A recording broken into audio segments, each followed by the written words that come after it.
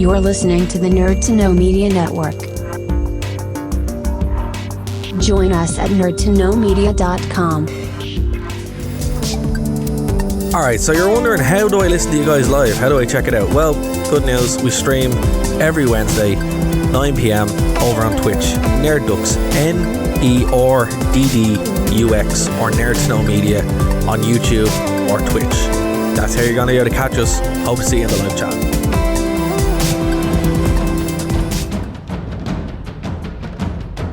Broadcasting from the Blanchistan Center, this is Phoenix FM.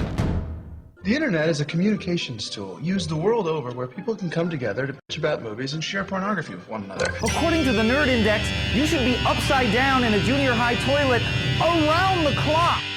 This is Sparta! All your days are belong to us. It's a trap 9000! Stop talking all of us. Leave Benny alone! Leroy Dragon! The balls are inert. It's time to We're live today on and now it begins. I'm starting 15 minutes late. Apologies, you guys know the drill now. We never start on time. We started talking conspiracy theories and time became this like bendy thing. Exactly. Well, they're actually, the show that is about conspiracy theories took a break and it's going to come back soon. So, let me announce tomorrow. Or is it? I don't know. It might be. The guys are talking about it now. I'm doing this show, so I don't know. You really like to keep them guessing, don't you? Well, look, we said that we're going to talk about the Anunnaki and the giants and all that stuff. So that's what the topic's going to be, and that's going to be super fun because the Anunnaki are like really interesting and the Watchers. But yeah, we'll see what happens. Yeah, but we did lots of radio this week already, Kane. I actually. That's true. I think we're like on Emma Watson and The Last of Us 2's hit list by this point. We can't talk about Emma Watson anymore because what's happening about Emma Watson? What have you done? We'll tell you, I haven't done anything, but we did learn something very interesting about Emma Watson, which we'll talk about off the air. We'll tell you. I don't think you want to know, Lisa, though. To be fair, because I find it very entertaining.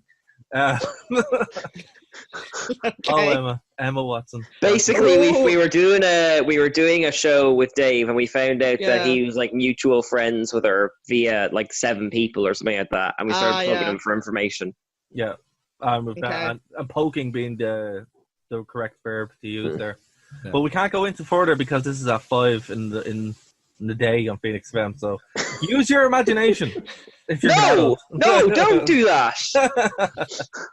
But guys, we have Katie isn't here, and either is Kev, so it's just the 4 of us. And yeah, if anyone's in the chat, they can let us know, and we'll read it out. And of course, it's on screen for anyone to chime in. This week, we are going to go back to Simpsons because we're on our part 3 of our season 6 review. And, oh my god, we're on part 3. Part 3, yeah. We haven't finished it yet. It's the longest review in history. So we are going It's over when it's over, damn it. I must have missed one somewhere. So we are going to finish it. I want to believe you this time, Dara. I really do. Well, I'm going to avoid talking about Star Wars and we'll be fine. It's going to be a 4-parter, guys. Just expect it to be a 4-parter. But Lisa, we want to give you the floor first because we hyped up your. Obviously you're not going to go into it that much because you said you wouldn't. But we have hyped it up to the good people. So explain this wish situation, if you would. Be so kind. Long story short, it was the lockdown. Okay, I was panicking. Anime lockdown, that quarantine convention we all did coming up. I thought a microphone might be a nice thing to add. Wait, you ordered this before the anime lockdown thing? Yes. What? See, okay, well, I just want to stop you there, right? Ordering something from China is bad anyway, because it takes years to get here. I ordered this on the Tuesday. Anime lockdown was like the Friday night. See, you should have ordered on Amazon Prime because it would have arrived. No, you see, the thing is I couldn't get anything from Amazon because no one would ship to us because this was the height of the lockdown. It's all different now. And let's just say, for context, Tuesday in March. Yeah, I completely panicked and I was like, okay, I ordered. It was when when you just go through. It's like when you're drunk in a bar and you've gone through all the good-looking people, and it's like 5 to 4, and they're about to kick you out, and you just grab the first thing you see. That was basically it, but for microphones, not people. And I was like, okay, I've been that, yeah. It's like, okay, I'll just get this shitty Wish podcasting set for like 30 quid. I'll do it. And I waited in every day for 2 months plus for it. And the first day I go back to work, I get a notification from Wish saying, "Yay, congratulations, your package was delivered." And I'm like, no, it wasn't. And then like after like a weekend of like emailing like 6 different people. And the thing is, it was a podcasting set, and all my emails to customer support were, "Hi, listen, my podcasting set, here's all the various codes." And one of the emails I got back was like, "We're so sorry, your aromatherapy oil set is delayed." And I'm like, oh no, this bodes so well. And then like, eventually a really nice guy from Wish called Raymond gave me an on-post tracking number, which was really, really random. And the thing said it was delivered, but it said it was delivered the day before at 6 p.m, when it literally wasn't, because we were all here like for the whole day, like no one was there. And then like I ring on post, and they're like, no, he must have left it in the shop. And I'm like, what shop?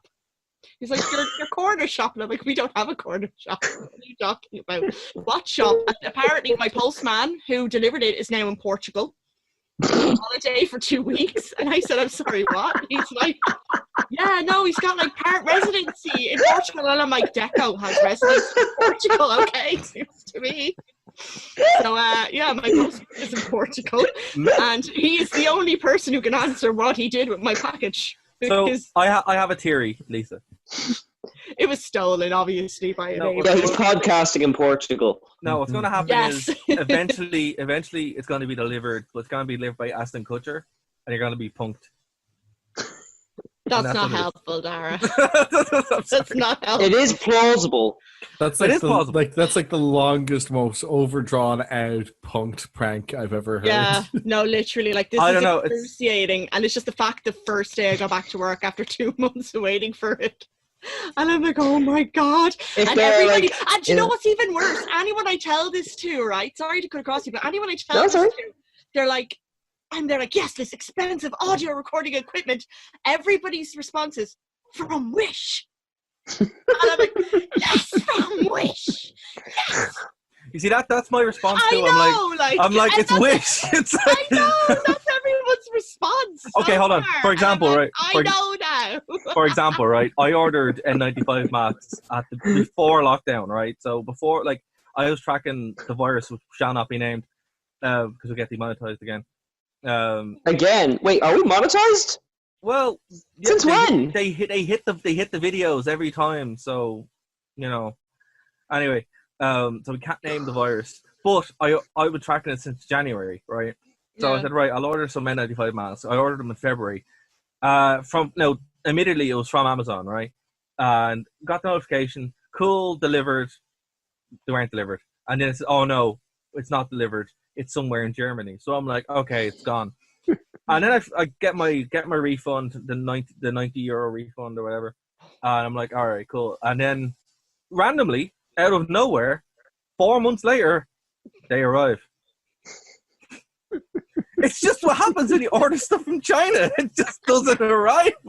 Dara, I liked your story, but Lisa had a bigger cast of characters. Now, Lisa's one was unfortunate because it also involves Wish.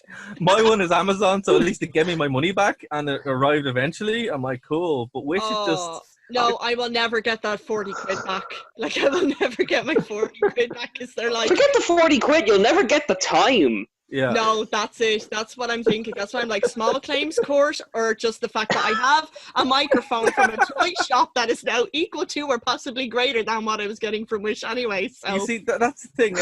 Not a plug for microphones, but if you are going to get one, the one that Bryn is using and I'm using are Behringer C1 or C1Us. I think you're a C1U. Yeah, C1. And they're brilliant. They're so good. They're so good, and that's why I don't sound like I'm talking to a phone anymore. Oh, No. Use your fancy tech. I've got a bloody gaming headset from a GameStop that doesn't exist anymore. But you see, your microphone always sound good. For some reason, this headset sounds like I'm talking to a phone, so I'm like, I can't do that anymore. You know, it's just look, the joys of audio technology, folks. It really is just an odyssey where you're like, it might work, it might not work, but you know, a big effing chat for it. Just don't order it from Wish. Yeah, don't. Yeah, order it. that's the moral of the story. Don't Can I just say, if we ever get as big as like the co-optional podcast, I really hope someone animates that story. That was well worth the wait. Can I just say, if you know, don't buy anything from Wish unless Wish wants to sponsor us, and then buy everything from Wish. Yeah. We'll or Brave, whatever Brave is. Shop with them using Brave. Exactly. You know, we'll even chill. What's it? Raid Shadow Legends. Yeah. Discover Audible with a free audiobook on us. So I've been using Squarespace to build a brand new website, and it's called Gay for Mo Man. Oh my god! It's got a montage of me with different shaves that I got from Dollar Shave Club. So you know.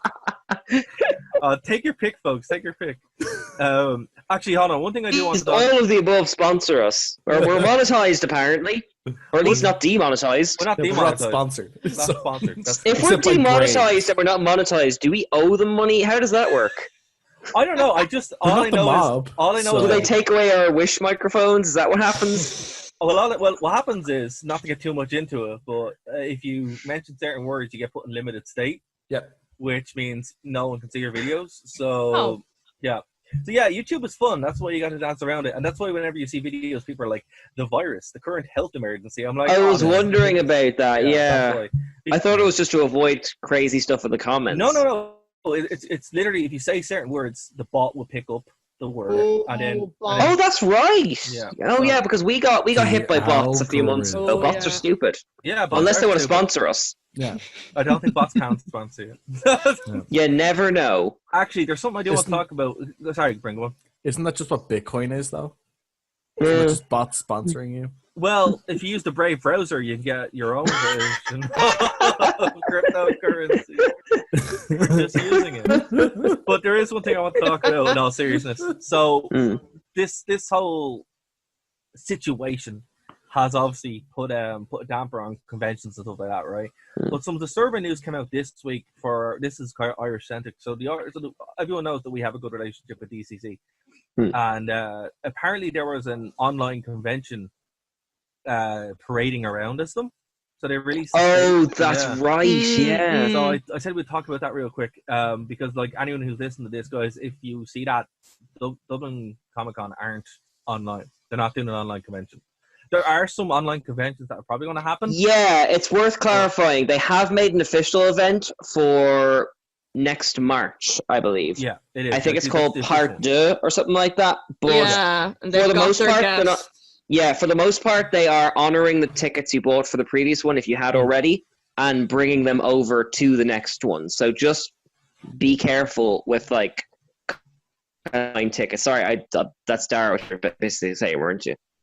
Yeah, no, that's basically it, because I saw that and I was like, oh, well, we should probably talk about that, because it is kind of like, you know, as I said, we do have a good relationship with Dublin Comic Con, obviously, and when I saw that, I was like, wow, people are really exploiting this to make a book, like, so just kind of, you know, use your discernment with things, you know, that's all I can say. Whenever you see random stuff online, don't just believe it, because you can't. Like, scams for the virus have gone through the roof now, apparently, with what do you mean for the virus? Like, because of the virus, scams have gone through the roof.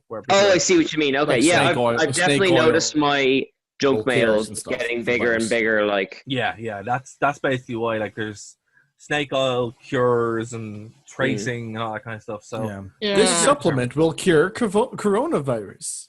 And only you have it. Yeah, it's exactly. Yeah, actually, I want to get to an Insidious one, because usually I'm pretty good for checking them, but I had to get 2 people to double check this to be sure. It was a couple I got sent where it was, your package has arrived and is waiting in thing.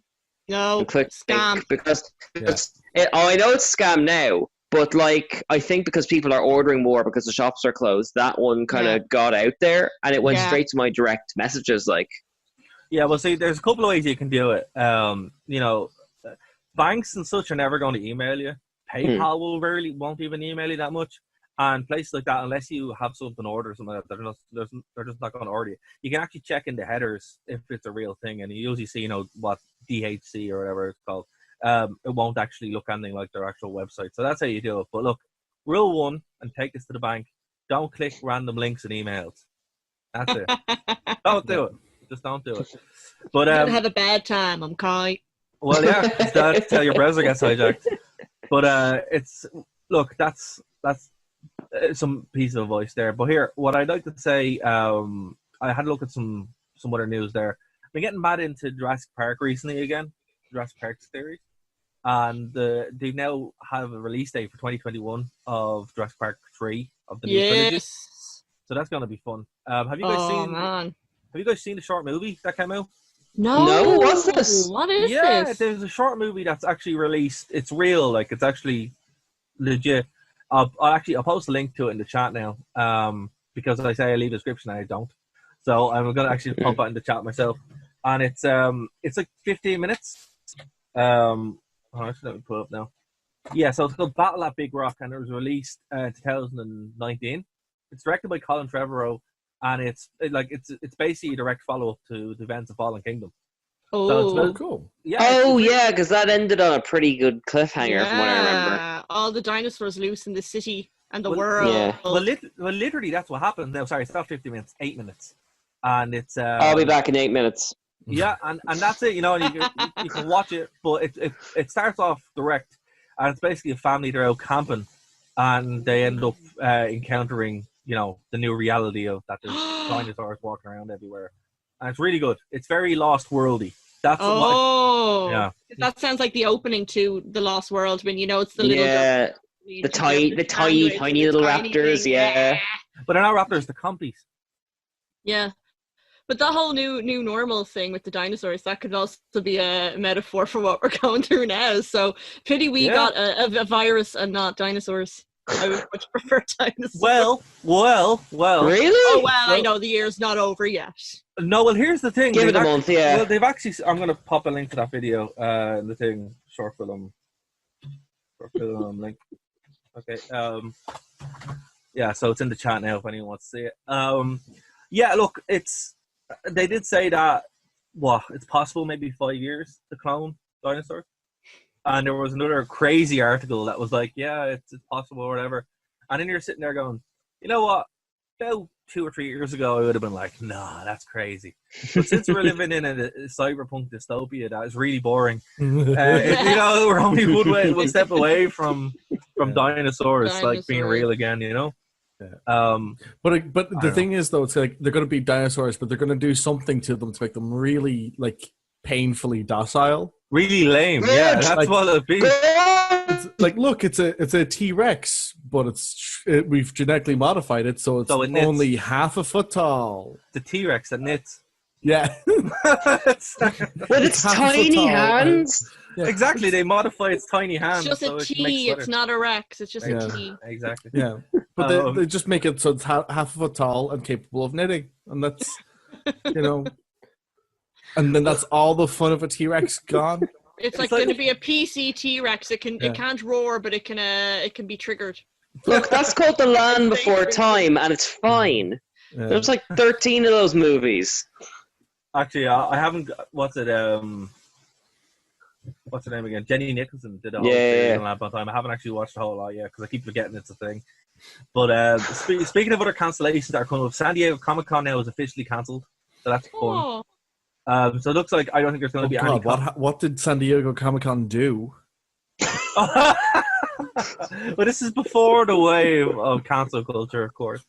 But it looks like all conventions are going to be cancelled now for the foreseeable future. I don't know. Except in the UK, because I checked, and like the Gallifrey 5 and Destination Star Trek, they're both still selling tickets. That's irresponsible. That's irresponsible. I'm tempted is the bad thing. No, there's a Doctor Who one of my birthday, and all the people are gonna be there, and I want to be a robot. But they won't. They're like, nope. Well, you will be a robot when you're on a ventilator because you came back with the odd cough. Yeah. Yeah. Oh, I There don't want to you be like go. one of those guys who, like, kind of accidentally reintroduced it to a country or something like that, I suppose. Oh, Yeah. like Yeah. Britain. It's really hard to talk about this without talking about this. Yeah. Kane, you don't want to have memes made out of you for being that guy that brings it back into the country. You know what I mean? Like, Kean, just think about that. Just everything. Kean, think about it this way: we have not stopped making fun of a person who slipped over on ice nearly a decade ago. Yeah, imagine. You don't want to follow in his There's footsteps. a plaque. There's a plaque to that woman. Of course. Yeah. Oh, it was a woman, was it? No, Or it it was was- a sorry, Korean man. No, sorry, it was the guy, it was the like guy. a Chinese man. I'm thinking of someone else. I'm thinking Yeah. of someone else. I think you're a woman with the weather woman. Yes. Oh, Oh, yeah. the dangerous what's her name? journeys. Yeah. Yeah. Theresa Mannion. Theresa No. Mannion. Yeah. So it's just like, once we get our hooks into something, it just becomes comedy forever, Yeah. you know? Yeah. You don't want to follow Okay, those all right. footsteps. I'll stay home. It's not worth becoming a Cyberman for. Yeah, exactly. There is logic in what you say. Hey! I was waiting ages for someone to say that. Well, look, some sad news to bring this back down. Denny O'Neill died. Oh no. We didn't talk about it, and I forgot to bring it up. And I love Denny O'Neill. He was like one of the major voices behind DC and also Batman. So anyone who's a big DC fan and loves Batman around like 1970s, 1980s, they have read his work. I think he's responsible for actually the term MacGuffin. I think he came up with it. Really? Yeah, and he also wrote a book called How to Write Comics, which I have over here. And it's sad, you know. It's just like nobody. I know loads of people died in the past couple of months, but it's still sad. Yeah, we had Ennio Morricone this week. We had Yeah. Ian Holm a few weeks ago. Oh, yeah. Oh man, that was crazy. I'm just like, oh wow, like when you see those. That one got to me. Because in college I modeled my acting approach on like the one he spoke about. So I'm like, oh no, really? Yeah, I forgot what he was in because you associate him with Bilbo, you know. Yeah. And then you go back and you're like, actually, wait, he was in loads of things. Oh, and yeah. then He's you in remember. From Hell. He's Jack the Ripper. Like, that's how Oh yeah, like that's if how you I pick first up, He's knew an him. alien, yeah, you know. He's and in you the Fifth forget- Element. As and well. the Fifth Element. Yeah, it's just like, Yeah. wow, man, what a career Like, though. oh yeah, like if you pick up any play like from the 60s and you read the original cast, more than likely he's gonna be in it. He like Yeah. worked with all the greats. Like he was brilliant. Like And all you can say is one, like when you live to that age, it's an achievement and it's something to be celebrated. But when you have that career as well, it's like, well, what more can you ask for, really? Like, Absolutely. it's kind of sad to lose someone like that, you know. And Yeah. Daniel is the same. I think he was 85 when he died, so Mm. 81. So it's kind of like, well, man, you know, it's one of those careers. Bryn, I've noticed that you're playing Fallout New Vegas on I am, Steam. Yeah. How do you feel, or how do we Currently? all collect currently? Yeah, he was today. Because I've noticed on the Steam. Actually, quick plug for the Steam sale. The Steam sale at the moment. We'll Yeah. talk about it in a second. But there is currently a Fallout TV series in the works at Amazon. Oh, How is do we there? feel about that? Yeah, there is. Yeah, it's by the creators of Westworld. Oh, Okay. that's interesting. Like, you know what? So, like, it really depends on the approach they take. I think something like Fallout is it has such a great. I think if they're going by the original two games and Fallout New Vegas, it's a great setting to work in. I don't include the Bethesda games in it because the people who made the Bethesda games don't understand the setting, so they don't get to have praise. Yeah, Skyrim with nukes. That's all they want. Yeah, basically. Yeah. But like the setting from the original creative team is such a brilliant bit of speculative fiction where, like, for people who've only probably just seen the merch for it or whatever, basically, like, the first Fallout game was made and released in the mid to late 90s. 96, 97. Yeah. Yeah. And they had they basically taken this idea of what it would be like to have a universe where the culture of American 1950s was basically what persisted all the way into the early 22nd century. Yeah. And then there was a nuclear holocaust. Yeah. So you're going around this nuclear wasteland in California where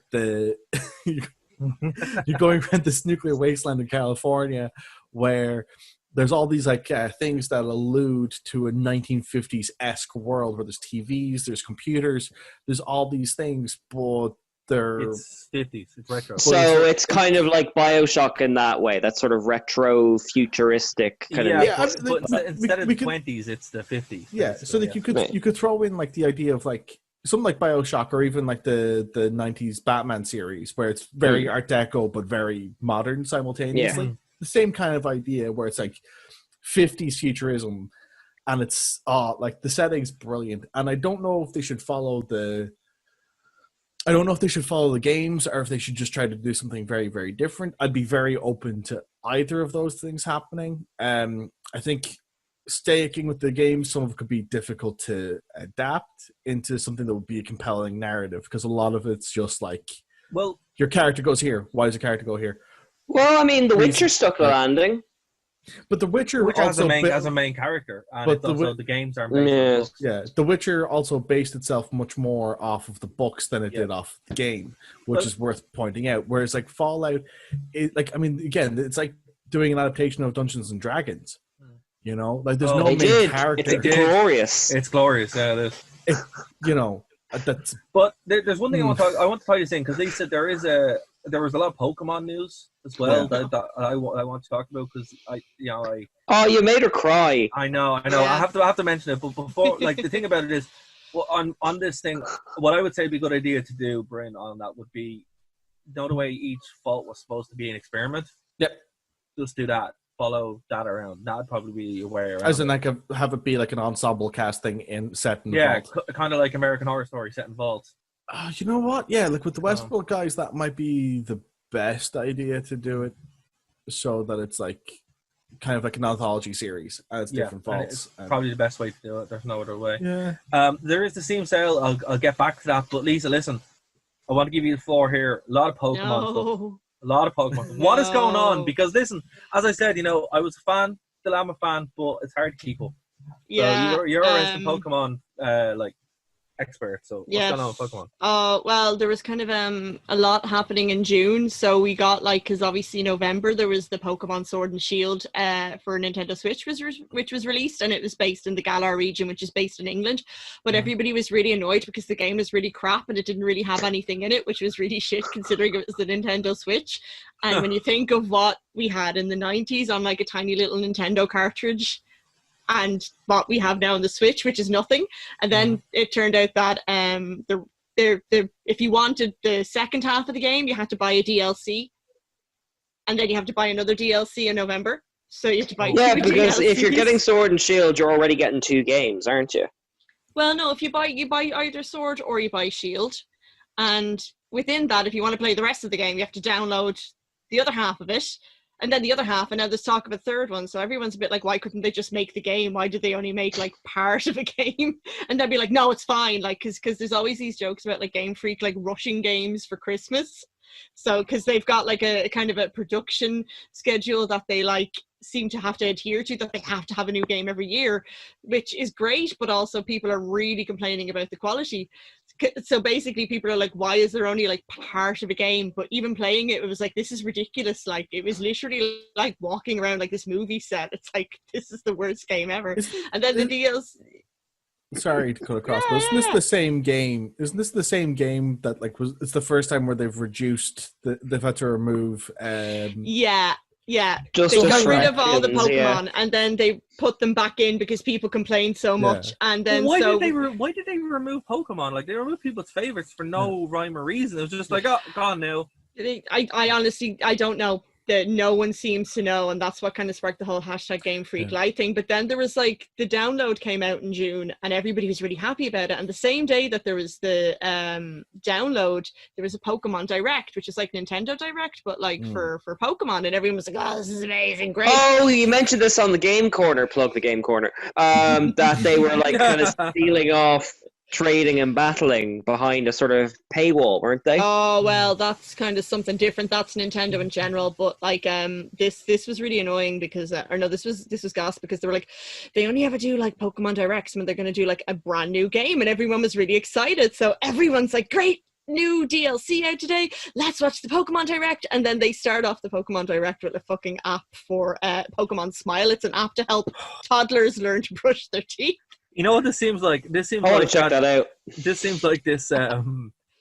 There was a press conference with the developers of Diablo a couple of years ago, and everyone got upset because it wasn't a PC, and they're like, "Does everyone not have phones?" Because it was a mobile. I remember that. Oh well, this gets worse. This is like between this and Wish, like a 2020 is the worst year ever.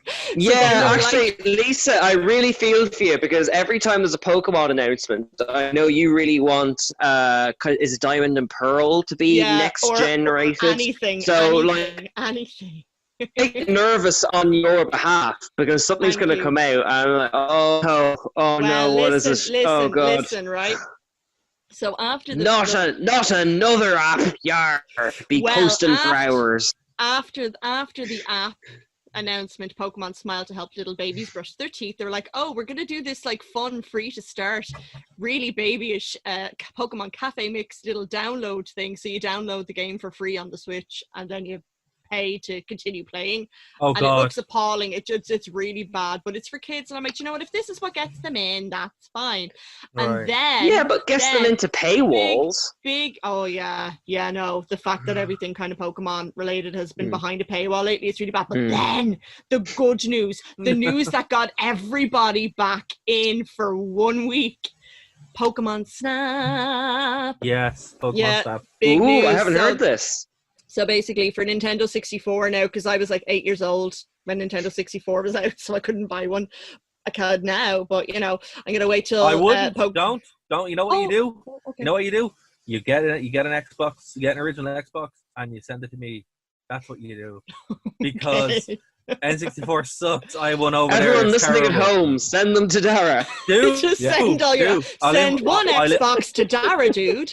It won't end up in Portugal. Yeah. I swear I'll invite you, but what he's going to do is he's going to use his academic knowledge, theoretical academic knowledge, theoretical methods to somehow. Little known fact: Pokemon Snap is actually installed on all Xboxes. You just need to dismantle the firewalls.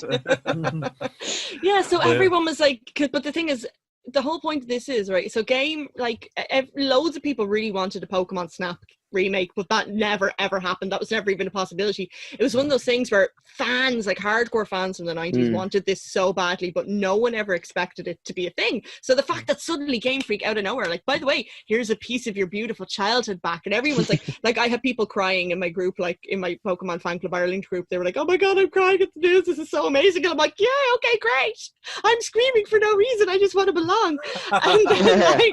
And then at the end of the announcement, everyone's like, "Oh my god, wow, Pokemon Snap." Then they're like, "Oh yeah, by the way, I'm Ishihara Tsunekaze from Nintendo. We're doing another even bigger Pokemon Direct next Wednesday, same time." And everyone's like freaking out because everyone's like, why are they doing two? They'd only be doing two if they were doing something like really big.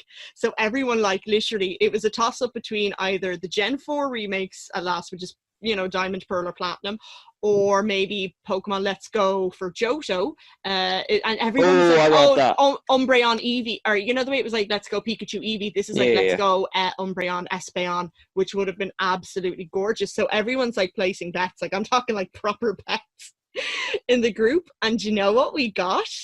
Like it was the Pokemon Direct was literally announced. So not only on the day that I first went back to work did I miss the postman or whatever, or the postman never arrived, from which I also got the Pokemon Direct news. So that was a great day back to work after like 3 months. Oh Lord. And I'm in work and I don't have my phone on me, and I'm there wondering, am I coming out of work into a world where I'm going to be going to Johto, or am I going to be going to Sinnoh? I'm so excited, this is so amazing, hey! And I get out of the shop and I take out my phone and there's just a text from my friend and he's just like, "Don't watch the Direct." I'm like, "What do you mean don't watch the Direct?"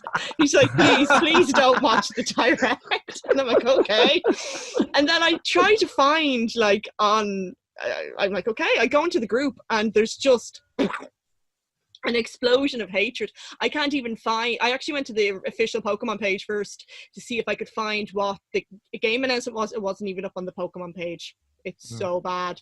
It's this thing called Pokemon Unite. It's basically Pokemon League of Legends. It's a mobile app. Oh god. I got an ad for that on YouTube. See, yeah. And then what happens is Aston Kutcher shows up, and he's and the cage comes down. The cage of Japanese fighting Eevees.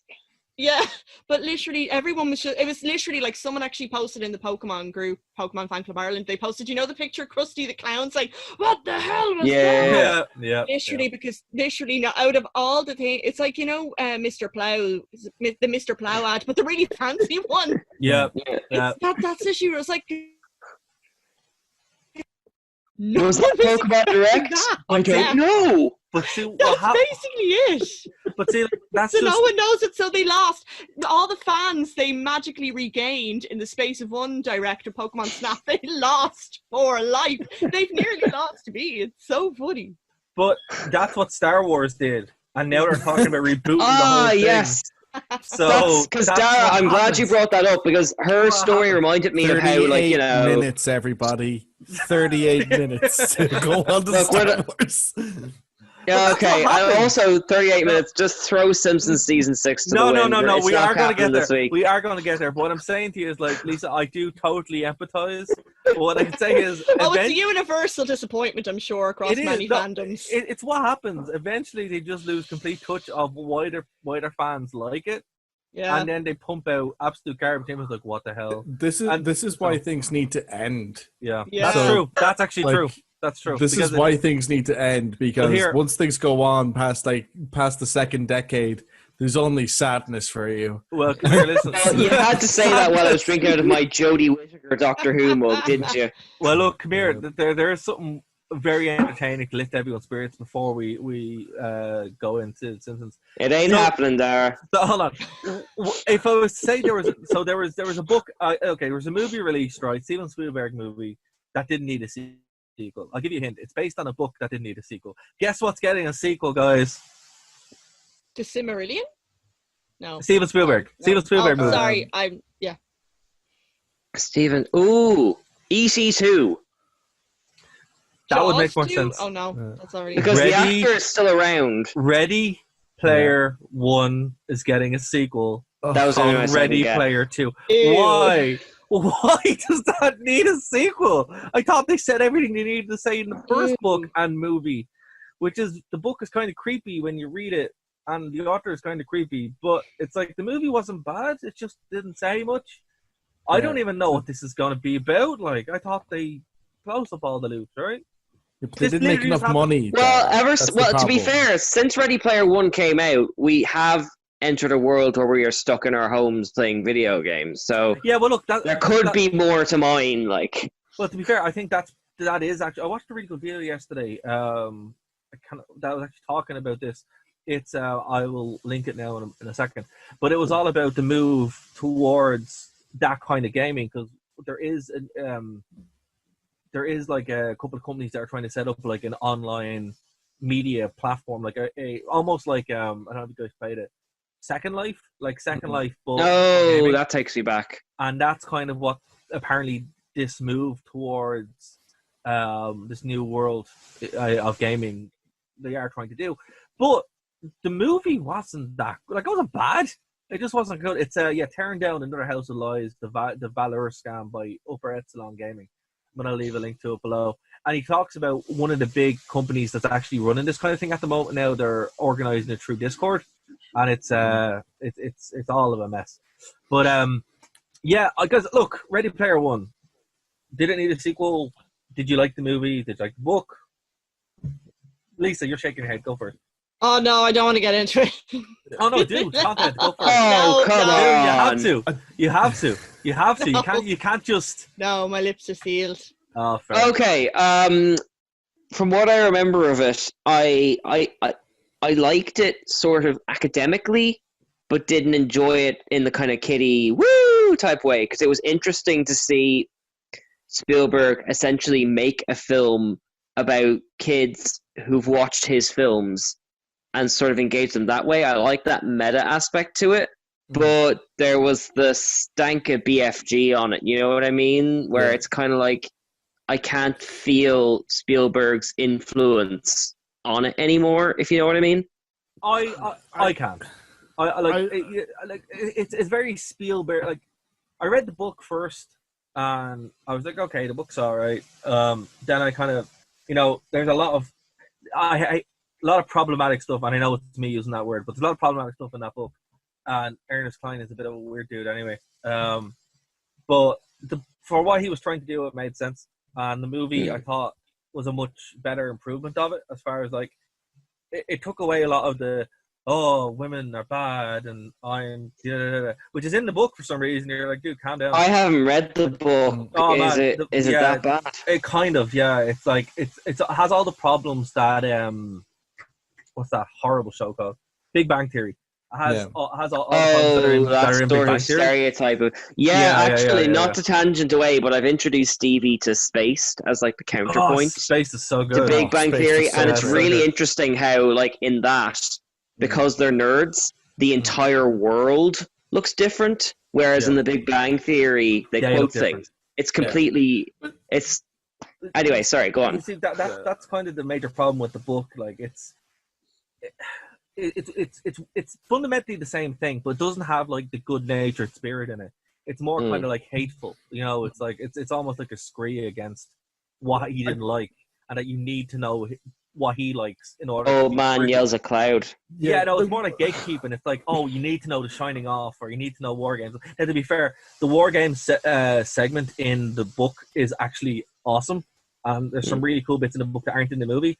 But I did not think, particularly in an age of cancel culture, that this would get a sequel. Honestly, I'm shocked. Shocked. I think one of the things that I felt about the film, because again, having not read the book, the thing I really didn't like about the film was that like it just seems to have such an ego about itself. That's the book too. Like the way I put it is like the book really wants you to think that it's better than Wreck-It Ralph, and it's just not. Like, Wreck-It Ralph has a story to tell. This doesn't. This is just about. Yeah, like I think, but this is going like, but look, we're doing gaming and pop culture references, aren't we great? And you go like, yeah, Wreck-It Ralph had those things and had a story. So what are you doing that's so damn special? It goes, but look at this thing that we do. It goes, but look, special, like it's. I do want to give Spielberg like props for still making, good to great movies this far way in. Like, for comparison, George Lucas started afterwards and kind of burned out much quicker. Like, yeah, I would disagree. Yeah? Yeah. George Lucas never done anything wrong. Even Red Tail. Considering that like George Lucas didn't even direct the best Star Wars film, I think that's he directed Episode 3, which is close. So, but he didn't direct Empire, so still close. Anyway, we're not getting into Star Wars. You're breaking the rules, Brent. Yeah, you're breaking the rules. You broke the rule at 38 minutes, Darren. We're through the looking glass. So look, I do want to go on to Simpsons real quick. But while we're here's the sum up for right, summation that someone said. I can't remember who it was, but Ready Player One is a movie and book that reminds you of better movies and books. Yep, that's kind of the truth. Yeah. But right. Yeah, so, I think there is something to be found in the way Ready Player One represents people who sort of digest media and make it a part of themselves. But I'm not sure if the film goes into that aspect enough, if you know what I mean, and the book by the end of it. I will have to say I enjoyed watching it. I saw it in the cinema in an IMAX, and I'm like, this is actually a beautiful film to see in an IMAX. And I imagine they would have the Avatar type experience, where. But once you see it in the cinema, that's it, But look, a book that didn't need a sequel, movie that doesn't need a sequel, getting a sequel. That's the world we're in. Weird. Yep. Okay, let's get into it. Season 6 of The Simpsons. Right. Bryn, how many minutes in are we? That's 47 minutes. We're still getting to it. Right. So where did you guys leave off? So we left off at Treehouse of Horror. 5. Yeah. 5. So the batch we're going to take here is going to be another parter. I just know it is. Oh, can we not just like bite the bullet and just give every episode 3-word reviews or something like that? Right, let's do it. Okay, so round table, guys. Bart's girlfriend. Starting with Bryn. Oh, Bart's girlfriend is a classic. It's great. Yeah. I always forget who it is who plays Meryl Streep. Oh yeah. But Meryl Streep on helium, or Meryl Streep is as good as everyone claims to be, because I don't know how she does that voice. Yeah, she's so good. I love when she finally breaks at the end of the episode. She goes like, "I was expelled, Dad." Like, with the pipe bomb. Great. Yeah, The bra. so good. It's a classic cry for attention. Bringing in the sheep. Bringing in the sheep. A favorite moment of this episode is when Bart, you left. You were happy. I was happy. The hamster was happy. The hamster's like just hiding in the corner. Brilliant. So great. Okay, so Keen, Lisa, anything you want to add on to that? Yeah, no, I.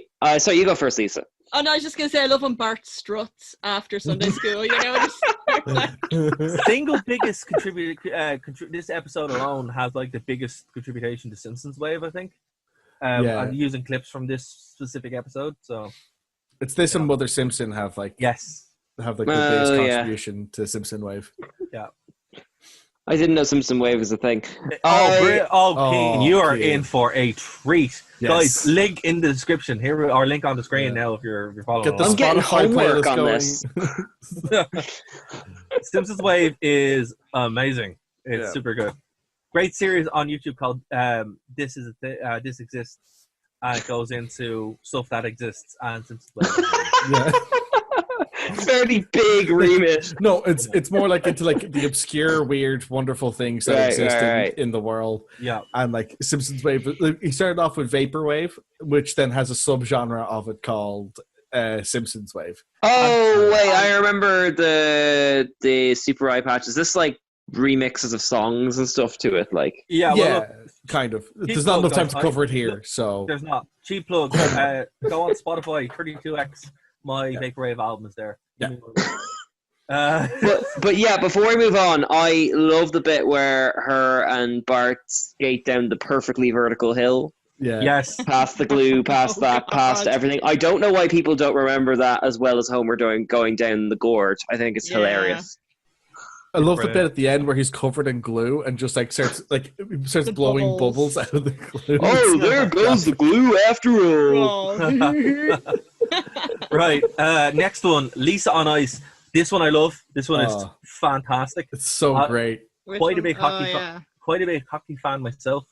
But this just is great. This sums up if you have siblings. This sums up sibling rivalry like perfectly. Particularly the bit I'm going to kick air. I'm going to swing my arms like this. Yeah. You get to get caught. It's your own fault. Oh, I've done that thing so many times where Homer bangs into the metal thing, eating the fire. I've done that so many times at home. Yeah.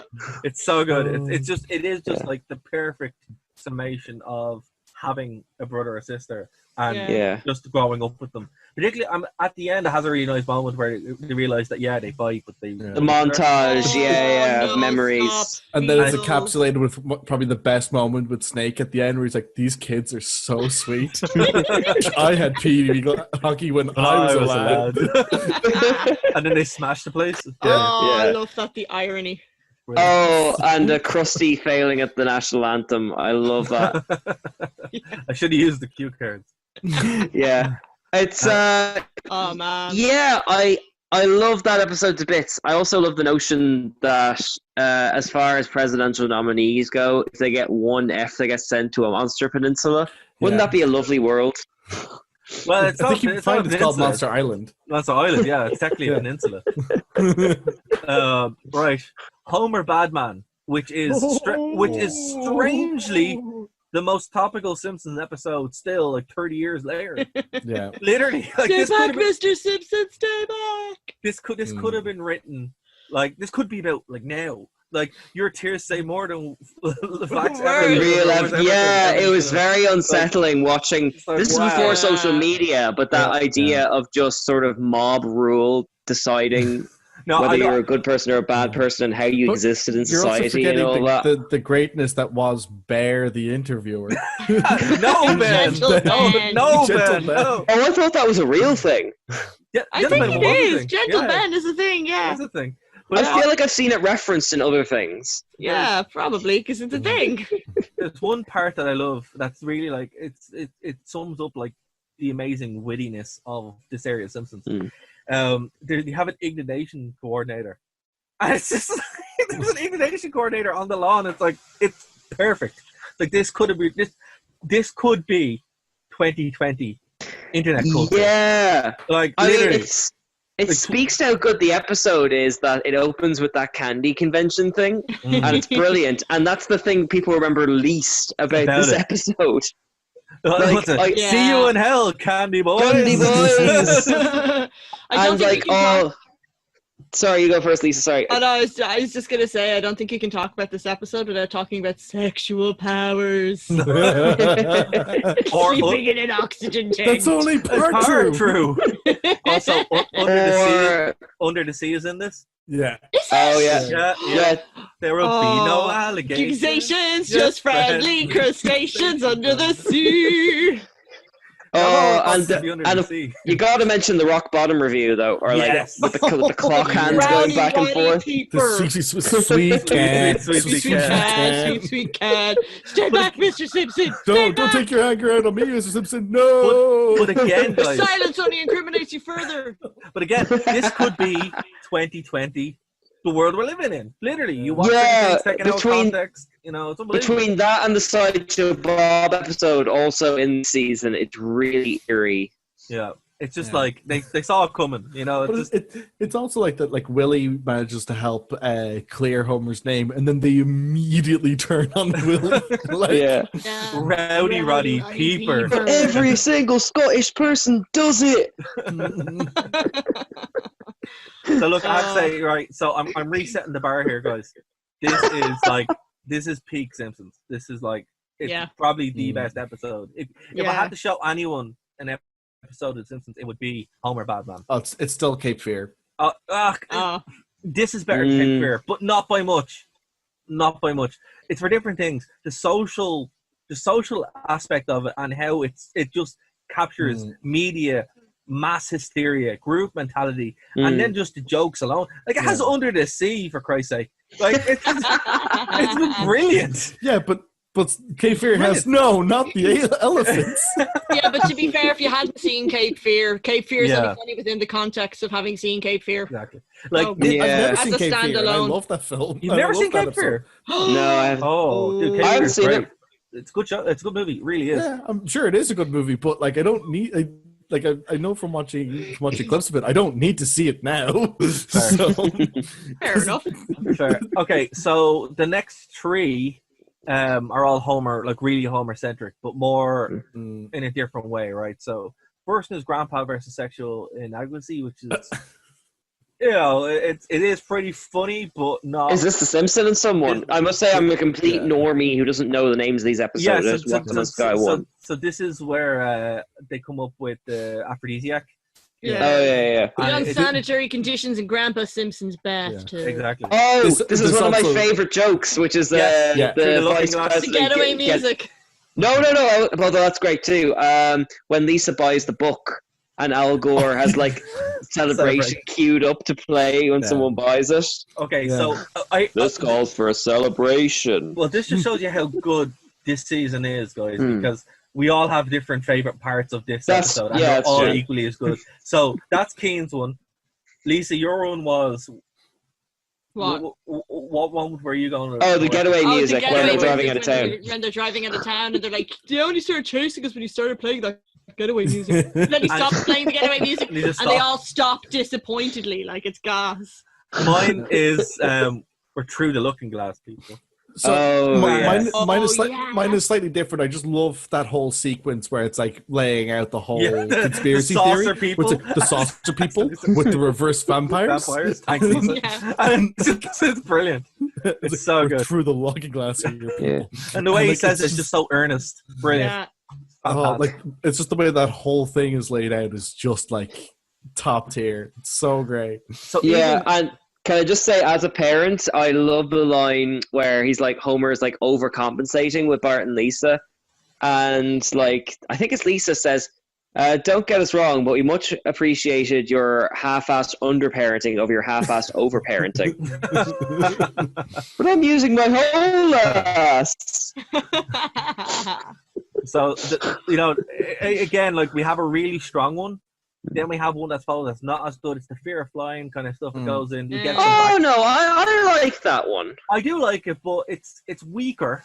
It's weaker In the scheme of the season, it's one of the weaker episodes. It's still got some really good moments. Oh, but like you've got the sequence of Homer trying to find a new bar with like the full cast of Cheers, and you've got like Marge in therapy, like going through all of her traumatic memories, and like there's or like watching Alive. Like there's loads of just sequences that just flow in that. It also Pass me another hunk of co-pilot. It has one of my. It's raining men. Not no more. It ain't. And then throws it to Smithers. He's like, "Oh, that's brilliant." It has one of my favorite, like, it has one of my favorite, like, over-the-top dramatic Homer moments in the entire show, where he's like, "You've been speaking ill of me to your therapist, again. Haven't you? Haven't you?" I love Homer at the window cleaning.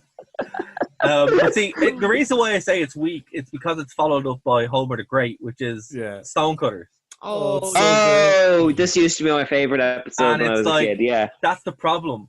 And then it's followed up by And Maggie Makes Free and Bart's Comet. So Maggie Makes Free is a weak one. Bart's Comet is fantastic. But the hits. Oh no! Why are you always going after like the kid flashbacks ones? You were down on the one about Lisa being born too. Yeah, Maggie Makes 3 is great. Don't forget. Oh, don't for her. I've got that as like my screensaver now on a tough day at work. Like, oh no. No, it's not that I'm down on it. It's just that the flashback ones kind of don't gel anymore because of how long the series has gone on. There's a lot of cognitive dissonance there where I'm like, wait, Maggie was supposed to be born in like, how was Maggie still a baby in 2020? And, but you'll get that from other episodes as well. Like, in the Sideshow Bob one, Lisa said in 1990 he was framed for this and all this kind of stuff. Like, so that's not specific to the fact. Although I love the gag where Patty and Selma like rang up A. Arison and Zukowski. Yes. Fantastic. Just thought you'd like to know, Mr. Zukowski. But the way they cut it is so good because you think they've got the whole phone book. No, it's great. And also, did you shine your head in the Shino Bolo? Actually, I want to say this on a Skype quiz the other day. We were like, "What is the sport of kings?" And thanks to this episode, we got that right. It's like if horse racing is a sport of kings, then bowling is a very good sport too. Right, guys. What we're going to do? We're going to bite the bullet. We're going to finish this on a little bit of overtime. We have to take a break on Phoenix FM. Well, not take a break. We have to take a break for Phoenix FM. So we'll be back next week here on Phoenix 92.5 FM. We're going to take a quick break on the stream, and we'll come right back to it. Guys, if you're listening to this on Phoenix FM, go over to Nerd Media, like right now, and catch the rest of the show. We're back after this very short break. Check out the Wrestling Rewind here on Phoenix 92.5 FM every Tuesday at 8 p.m. to 9 p.m. And of course, over on nerdtoknowmedia.com, the only wrestling podcast by wrestling fans who don't hate wrestling. We'll see you then.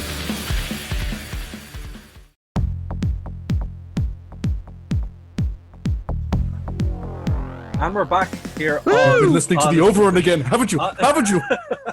We're here on the Overrun for anyone who's catching us on the stream, on Spotify, all that good stuff on YouTube as well. Thanks for joining us. So let's continue. So Bart's Comet, right? One of my favorite episodes again.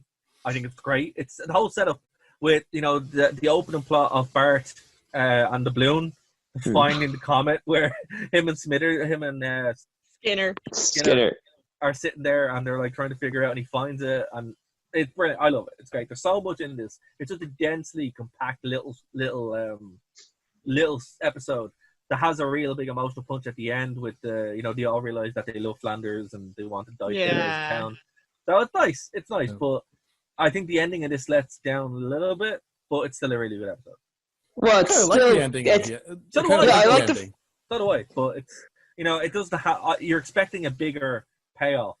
Yeah. It's not, But they do But it's handshake. still, you're right. It's a heartwarming ending, and I love how much Moe's bar suffers. Oh God, no! I love Reverend Lovejoy running through the streets, going, "It's all over, people. We don't have a haven't got prayer." It's just brilliant. Homie the Clown is next. Yeah. Oh, yeah, that's a great one. Clown College. Clown College. Yeah, It's very like, funny. You people held me back long enough. I'm going to Clown College. I don't think anyone expected him to say that. Yeah. My favorite bit is where he just keeps seeing clowns everywhere as the guys like rolling around the floor and work. In fire, like. Brilliant. Actually, what I do love is the fact that there's a really good reference to Close Encounters of the Third Kind with the mashed Oh, when he's making the thing, yeah. It's super good. This, I think this is like a really strong one. It also has it has the bit where he beats the crap out of the Hamburglar. Yeah. Stop! He's already dead. Yeah, this is Yeah. ripe for like meme fodder. This one very easily. Yeah. Art versus Australia, a really good one, like classic. This is actually, I'm really Classic. glad this has come up because like the Simpsons Go to Other Countries gets progressively more offensive. But I cannot hate the Australia one. I love it too much. See, it the just thing makes about me it- laugh too much. The thing about it is, I think the difference is there was no mean spirit here, Yeah. right?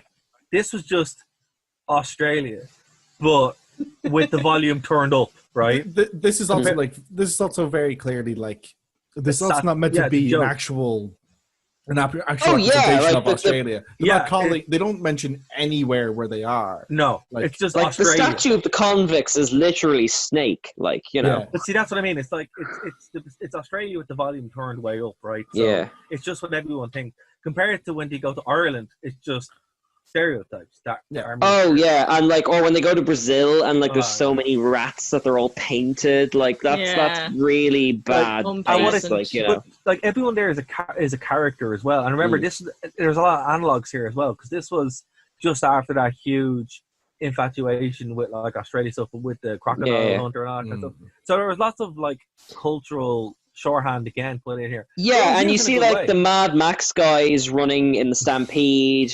Like, I absolutely love the sequence where he like runs to his member of parliament and then they run to the prime minister. Like, you Prime could Minister, like, Andy. exactly. Like, there's a Prime reason. Minister. Andy, like, there's a reason. The episode, like, the Rock Bottom group on Facebook. I know you're not on Facebook, Bryn, but they love those two original Australian do. characters. They make memes of them Yeah. all the time. So Bias. obviously, it's transcended in Bias. some way. No, the best line is Bias, the yeah. best line is it's like there's nothing wrong with the bidet, is there? It's just like, One of my favorite fantastic. one of my favorite bits that I just love hearing in this episode. It's not so much of a joke. It's just like Bart and Lisa running past the shop that has Marge and Lisa go, Marge, Lisa. Or Homer crying at the toilet going the other way. Oh, it's so good. But again, like, you know, I think this is a Simpsons travel episode that is warranted. You know, there's a reason for them to go there. It's not just we have to go somewhere. You know, it's like it makes sense. Yeah. They use It's also everything. like it's also like one of those things where like there's just something really funny about the idea of like it's such a minor thing to make an international incident over. Yeah. But it's such a Bart thing to do. That's true. Yeah. And it's actually worth mentioning that the episode puts up front just how little Bart and Homer know about the world at large, like him not knowing Uruguay and all that kind of stuff. So if you were to kind of take Oh my offense God, at anything relative to montage. Australia, it's... King gone. I think it might be gone. that the Americans are kind of in the wrong in this episode. I totally forgot Bouching comes along, obviously. I totally forgot about the montage. Where I don't remember the montage. The montage is where He Bernard rings rings up everyone. Hitler. He rings Yeah. up Hitler. Have a minute. That's so funny. Down in Argentina. Or the guy on like the roof of the house. Oh, it's brilliant. Or like there's some sort of General Kroll type, and he's like, "The tide is turning. I must flee." I love when he rings Antarctica. And he just, Oh, checks it that's with a the pen. grown-up joke I didn't get as a kid. Brilliant. What's the grown-up joke? Oh, he rings up Antarctica to ask which way the water is flowing in the toilet, and he goes to check, and the water's frozen. And then a guy walks in behind him with like a magazine with a woman on it, and he goes, "Ah, nuts." Okay. Right. So Homer versus Patty and Selma. I'm gonna skip that one because it's extremely weak. Oh no, that's got a few good moments in it there. Don't like it does, but the next one is A Star Is Burns. Which one is that? Is that the film festival one? Film festival. The link. Film festival. Oh, Film yeah. festival. Don't push your luck. Don't push your luck. It's literally Bryn's background. Man getting hit by football. That's like, remember, look, anyone I skip over, it's because the next episode is so good. Yeah, that's fair. So, I feel like I have the right to keep those episodes in my back pocket for if we ever get to like series 13 and we just need to pick me up. Absolutely. This is also the first crossover, and I didn't get it as a kid that it's a crossover, despite the fact that they lampshade it so much. I have no cultural reference for this particular character, unfortunately. He's part of a show called The Critic, which was around at the same time, where basically the gimmick was he would just review movies in really satirical ways, but then also would kind of like, what's the best way to say, Brandon? It's like a parody of a critic. Yeah, I've seen the clip, the Jurassic Park clip, where the Velociraptor starts talking. The general thing is that's just kind of like your standard animated sitcom. It's just that it happens to be a film critic. Yeah. But the writers are like, the writing team is pretty much the same as the Simpsons writing team, and like the humor in it is very, very sharp. Yeah. It has like, it's one of those shows where like it really just like does this brilliant job of like setting up jokes that you just do not see coming. No, it's disarmingly funny is the way I describe it, and it's not too long either. It's like there's only one season. There's only 2 seasons. 2 seasons. And like the side character, the secondary characters are great. Like he's got like a ridiculously handsome Australian best friend actor, that like he keeps trying to get like relationship advice off of, that doesn't work for him because he's just not at all like him. No. And like, you know, his family, like his parents are like kind of like a wealthy blue blood family, and they're so damn funny. Yeah, like I can't recommend The Critic highly enough because it's one of the best animated sitcoms I've ever seen. Does he belch like Eudora Welty in The Critic? I can't remember if that happens in the show, but I'm sure he does. So what I would say is there is this is the first episode that the guy who made The Simpsons, what's his name? Matt Groening. Matt Groening actually took his name off it. He was really? Yeah. There's a good chapter in Planet Simpsons, which is the book I can't reach. That's all about it. And Planet Simpsons is a really good book, but it goes into detail about the trouble that this caused. This nearly ended The Simpsons at one point. So, really? Really? How come? Yeah. Oh, well, dude, it's a podcast in and of itself. We might get into it at some point, but okay. But basically, he was completely against this crossover or crossovers in general. And there was just like, that's why his name isn't on it. It's the only Simpsons where his name is on it. So now you know. Wow. Lisa's Wedding is next. Oh wow! This is really one of my all-time favorites. It's really good. Hold on, are we really going to skip over Pocahontas? Don't cry for and me. And it burns for all seasons. I didn't want to skip over, but then we'll never get it finished. That's the thing. Okay. I got It's like A Star Is Burns is. I want that movie. And Pocahontas. It exists. Your man from like Riverdance essentially made it. Oh. Michael Flatley. Yeah. I'm not even following that up. I'll send you a link. No. Whether you like it or not. So the next 3 are Lisa's Wedding, 201 Greyhounds, and the PTA disbands. So again, 3 very strong episodes. The best one is probably Lisa's Wedding, I would say. Oh yeah, I think that I'd put that in my top 10, like overall, not just in the season. Purely like for the song, though, I do love 201 Greyhounds. Song, yeah, it's my best. Like These Gophers former Gophers. It was that. Get my chauffeur. I also love the bit where Homer's like, "Oh, who knows what diabolical scheme Mr. Birds will come up to steal those puppies?" And he's just taking them. Like, no, I really go part 64 slices of American cheese. Isn't that this Oh, one as it's in that one too. See, Yeah. that's the thing about the way. No, that's in the one with the teddy bear. Bobo? Teddy bear, Oh, Bobo. Okay. Yeah. Fair enough. We do have the excellent moments where the dogs keep eating Homer's crisps. Oh, yeah. And B, something that my dog and Prim do, where it's like the dog gets up on the TV in The Simpsons and they're like, "Oh, isn't that cute?" And the cat's up like, "Get that cat out of the way." I love the bit where they all just stare back and they're all just staring hatefully. Yeah, the slow turn. The next one that PTA's fans, right? It is a funny episode. It has one bit that's hilarious that just cracks me up every time, right? Actually, two bits. One where your man jumps out the window. The PTA's is funny. The other one is the teacher's about to crack Purple Monkey dishwasher. Bro, we'll get him. Expect me that Purple Monkey dishwasher remark. It's like it's just brilliant, fantastic. Yeah. But not a strong episode really compared to the other ones. But You've got your second Jimmy Stewart cameo there. Yeah, it's in Bill's house, and Fred's house. What's my money doing in your house, Bill? Yeah, I love that film. I cannot get that Simpsons out of my head now whenever that scene comes up, and it's a real shame. So here's one for you, right? The next 4 episodes are Around Springfield, The Springfield Connection, Lemon of Troy, and Who Shot Mr. Burns Part 1. Now, here's the thing. Oh, before we go on, can I say one of my favorite Simpsons lines of all time is in the PTA one? Yes, go for it. And I just love it because it works out of context, which is, "Lisa, in this house we obey the laws of thermodynamics." But here's the reason why I bring up Brown Springfield, for no other reason, right?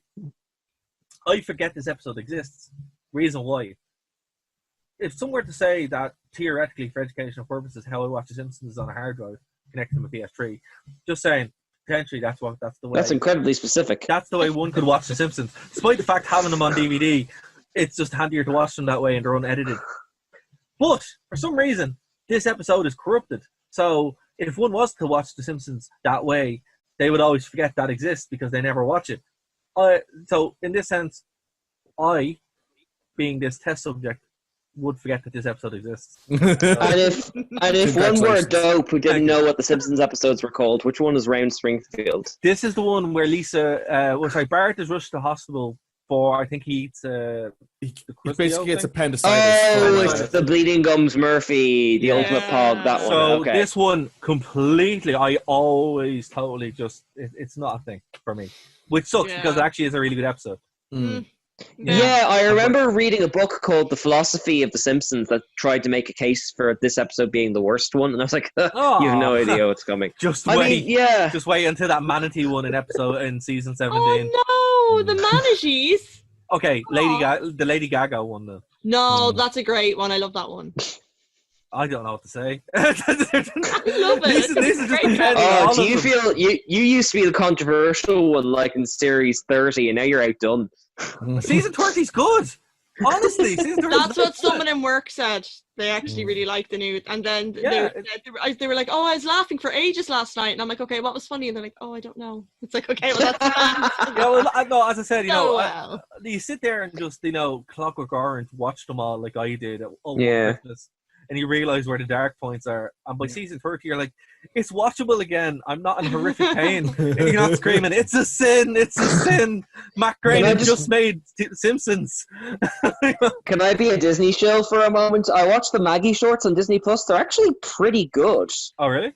Oh, wow. Yeah, they're little kind of like the Pixar shorts you see before films. They're just no dialogue, just like kind of not sure what the comedy term for it is, but all kind of physical humor and sort of sight gags and stuff. And it doesn't outstay its welcome. It got 4 good laughs out of me, and it held the baby's attention. I gave it 11 out of 10.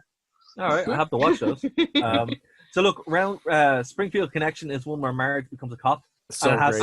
It's brilliant. It's so good. great. Yeah, You missed the baby, Sell you the missed the jeans and blind live like a man. queen. The counterfeit jeans operation it's like, what do you call it? I call it, Mr. Frenchman Garage. What do you call it? I call it car hole. Excellent. So good. Yeah. So good.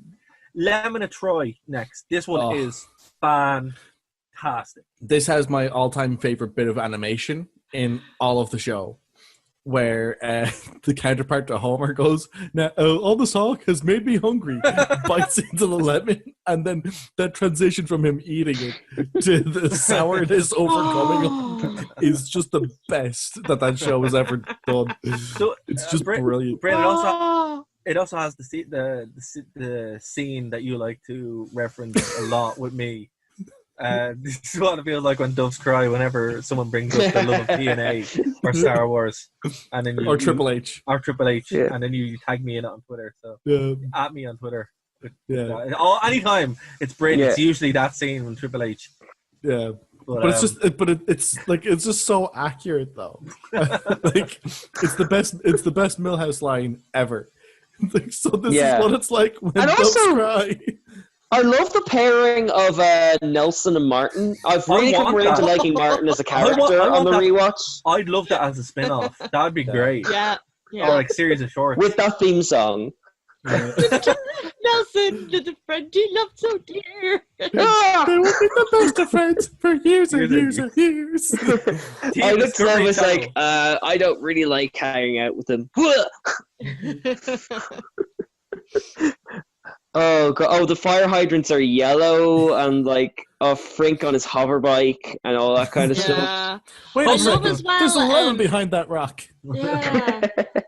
I love as well, like, the guys are like, oh, we're on the Springfield border, and when we step into the Shelbyville border, we will be men, and it's this big, huge deal. But then the girls are just running back and forward with their kites, just like totally relaxed about it. Like, I was watching a video not too long ago actually about this episode, and they were saying like it's so interesting how like all the men seem to have this idea of this like long-standing hatred and rivalry with Shelbyville, and it goes between both towns. Whereas, like, the women seem to have no qualms about it whatsoever. Yeah. Sure, like, we learned. That, Oh yeah, Millhouse's mom was from Shelbyville. Yeah, and like she has no problem being in Springfield, but you know, it tears Kirk up inside. I like the guys at the gas station. It's like, oh, they're from Springfield, isn't their kids? That's why we beat them at football nearly half the time. Yeah, it's a great line. But the series rounds out, which was a huge deal. Like we can't even place ourselves there because, you know, even though we were alive, we weren't really, you know, aware. We weren't living. I mean, and we weren't American, and we're not American. So in America, it was a big thing. Who Shot Mr. Burns Part 1? This was a real mystery, and apparently someone actually figured it out, and you know, it actually, you know, there's a whole big story behind it. But there was the clue with Mr. Burns like wanting to take candy from a baby, like, you know, that kind of stuff. It was very very well hidden though. Well, one thing we did learn Yeah, I hate this episode. It's like my least favorite episode ever. It's like I don't like this episode. All right, time on this episode. We're going. Do you like the follow up though, Lisa? No. But it has all the Twin Peaks references. I don't watch Twin Peaks. Oh, whoa! That's surprising. You need to watch Twin Peaks. All the weird horror stuff exactly. you watched, and you haven't seen Twin Peaks. Well, you seriously need to get on that. You'll love Twin Peaks. No, I'm really Twin Peaks is interested. so good. Why? What is it? That's a very definite statement, Lisa. What is it that puts you off about this two-parter? Well, the fact that it's a two-parter, I think the fact that it's Fair. just not very interesting because I don't care about Mr. Burns. Well, no, I like Mr. Burns. I just don't think it was a good episode. There was nothing about it. It was just Mr. Burns blocking out the sun, and then he gets shot, and I'm like, I don't really care. Like, I didn't care about him blocking out the sun to begin with. You didn't even care about Dr. Colossus? See, that's it. Dr. Colossus. He was a rank amateur next to Dr. Colossus. And for that saves the whole episode for me. I agree. I'm not a huge fan of this one. I like the next one because I love Twin Peaks. But that line alone is just spectacular. I think there's some I think this episode has like some top tier Mr. Burns moments in it, like where he's dismissed Smithers and he starts stomping all over his giant model set of the town. He's like, take that elementary school, take that Quickie Mart, take that nuclear power plant. Oh, yeah, it's funny actually. I was working in my stockroom. I re-listened to some of our earlier Simpsons wrap-ups to kind of prep for this, and Kev mentioned back in way in episode 2 that they overused Mr. Burns because he was, in very strict sense, the villain of the show back then. And this feels like his peak. Yeah. And in a weird way, I don't think I would have missed him if he stayed dead. Yeah. Because I think this is peak Burns. Yeah. I mean, obviously there's some good ones, like the one where him and Homer get stuck on the mountain. But as far as an antagonist, this is where he peaks. Well, see, this is like where they went so hard making him a supervillain, basically, which they did. He only kind of falls down from it. So I understand. What I will say is, as the season ender, it probably shouldn't have been, but I understand why he did it. It's a weak ending, but it does have that line with Dr. Colossus. Kills me every time I see it. So I can't hate it, but I do understand where Lisa's coming from. I 100% do. What I will say, Lisa, if you take nothing away from this, you gotta watch Twin Peaks because you'll love it. Yeah, fair enough. It's just one of those things. And then they reference it again later on when Homer's watching it, and he's like, "There's like a guy dancing with a unicorn." He's like, I have no idea what's going on. And then it's like, that's the show. Yeah, there's a log lady, and then there's a log lady, and we can't even that's a podcast in and of itself, but. Yeah. Look, it is what it is. Guys, so look, we have done 16 minutes of overtime. Fair play. Good job, everybody. Yeah. I did not think we were going to get that done. But wrapping up here, rating for season 6. Personally, before you guys go on this is the best season for me. If season 7, it varies between this and season 7 because season 7 is so good. But it's very, it took us 3 attempts to get through it all. That's what it is. So it's just like, if it's not season 6, it's definitely season 7. What do you guys think? It's a 10 for me. Has to be. Bryn, you sound like you disagree, so jump in there. I'm to be honest, I'm just trying to think of where I place it, because I think I gave season 5 a 9.5. And I don't think it's a 10, but I definitely think it's better than season 5. So 9.7 or something. I'm gonna have to go for like 9.75 just to kind of that's fair. Because again, there's there are a couple of weak episodes in there that just drop it down a little bit. But 9.75. Okay. Lisa? 7. Controversial. That's me being nice. See, and people say I'm the controversial one on this show. It's unbelievable. No, I just think that the weak episodes are so weak in comparison to the good episodes that it just overall, there's some of the best episodes of the entire franchise in this season. Yeah. So, but as a whole, collectively, as an entire season, I don't think every episode is as strong as the other, or they're sandwiched between some really weak ones. Yeah, so. But do you not think that there are episodes in this season that, even though they're the weakest episodes in this season, they're better than some of the stronger episodes from previous seasons? I think because I think that's kind of a relative thing, kind of like a personal taste thing. I just don't. Yeah. I think the flat episodes in this are just dull, I think, rather than bad. Do you know what I mean? Yeah. So there are, and we brought that up, but it's just the episodes here, this has defining Simpson episodes in it. That's why it goes so it's not my favorite because it's my favorite. It's just because it is just so definitive. Season 7 actually has the Radioactive Man episode, which is probably my favorite episode of the whole lot. Particularly when you've been an extra and you know how real that is, and that gets quoted all the time. But yeah, look, it's just, I understand the weak episodes are there, but it's so much stronger than season 5. And it we're reaching that point now. It's this one, season 7, maybe season 8, and then we start seeing the drop. So I don't know. Yeah, I think most of the Futurama writers defect season 9. Yeah. So, Kane, where would you drop? Would you go at least on 7, or would you go higher than that? See, this is interesting. I was going to give it a 9, but I noticed in this episode and the last one we did, however many weeks ago that was, every time you reasonably chipped in that you didn't like an episode, I got personally offended, which is not something I usually do. Right. So, based on that gut instinct, I think this one's a 10 for me. Next season may be better. Watching it in order, I did enjoy the next season more, but that's because I was expecting the drop-off. Yeah. So I'm not sure if that's a rational conclusion. for now, this is my favorite series of them so far. From looking at it, I can see that there is going to be some debates on when we do kind of wrap this off. And I don't know, obviously with the lockdown being lifted, we have less time. We will probably scatter this out more where we do bits and pieces. But guys, we did a fair play, and look, it's a lot of fun to do this because eventually it's going to become a bit of a slog, but it definitely has helped, and I appreciate the different opinions on it. It's going to get to the point though eventually where we'll do a season review. It's going to be, so what was your favorite episode? Exactly, yeah. And then it's sad, and then we stop doing it, and then we skip to season 30 where it gets good again. But guys, yeah, look, before we get out of here, we have a lot to plug. So let's start with you, Lisa. What do you have to plug this week? Episode 12 of Straight Outta Canto is now live on all the Nerd to Know Media podcast platforms. Straight Outta Canto is your podcast for anything kind of J-horror, K-horror, nerdy, weird, kind of left to center side of nerdy fandoms. So yeah, Straight Outta Canto.